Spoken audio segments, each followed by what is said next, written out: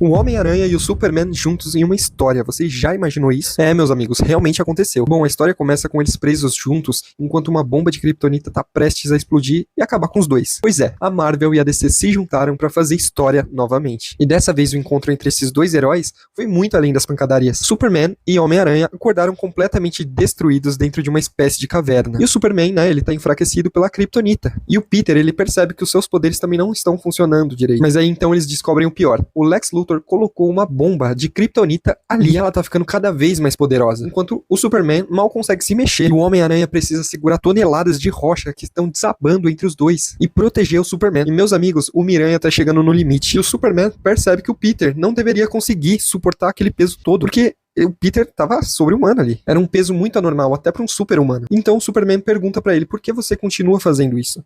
E a resposta do Peter, que é o nosso Peter Parker, né? É uma das partes mais emocionantes dessa história. Ele diz que faz aquilo por culpa, porque quando algo ruim acontece e ele poderia ter impedido, e se ele acabar não fazendo nada, ele também sente que a culpa é dele. E nisso o Homem-Aranha vai pedindo ajuda pro Superman pra ir conversando com ele, né? Pra ele esquecer que tá suportando aquele peso todo. E meu, olha que louco. Ele precisa se distrair pra fazer aquilo inconscientemente. Só que o Peter finalmente desiste. Ele diz ali que realmente não dá mais, ele não consegue mais suportar aquele peso todo. E é nesse momento que o Superman percebe uma coisa. Aquilo não era apenas uma caverna, era o Venom. O simbionte estava ali conectado às mentes dos dois. E aí vem a verdadeira intenção do Luthor. Ele queria fundir o Venom ao corpo do Superman. Olha que louco, meu. E ele consegue. Agora imagina, um dos seres mais poderosos do universo como Super-Homem, controlado por um simbionte maluco que nem o Venom. O Superman se transforma numa verdadeira máquina de destruição. Mas o Peter percebe uma coisa. A kryptonita que estava ali enfraquecendo o Superman estava presa na capa dele. Porque a kryptonita que estava enfraquecendo o Superman também estava enfraquecendo o simbionte. Então ele usa a sua inteligência. Porque o Peter, ele não é só um herói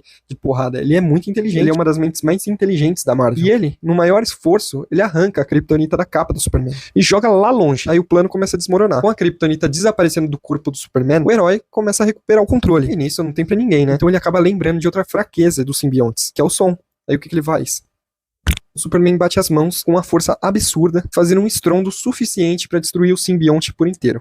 O Venom é derrotado. O Lex Luthor e o Duende Verde acabam sendo capturados. Mas a história ainda não acabou, porque vem uma das partes mais bonitas dessa história. Quando o Peter, ele tá em um cemitério, conversando com o túmulo do tio Ben, o Superman, ele acaba aparecendo. Quando as duas mentes foram conectadas, o Clark descobriu que aquele era o aniversário do tio Ben. Então ele fala algo que muda completamente a forma como o Peter enxerga a sua própria história. Ele diz que o Peter não faz aquilo por culpa. Ele faz porque as pessoas boas ensinaram a ele que fazer o bem é simplesmente a coisa certa. Essa edição não acaba por aí. A Marvel e a DC colocaram vários outros personagens juntos. E sinceramente, essa edição, ela tá simplesmente sensacional. Tem vários encontros inesperados e momentos emocionantes desse crossover que você provavelmente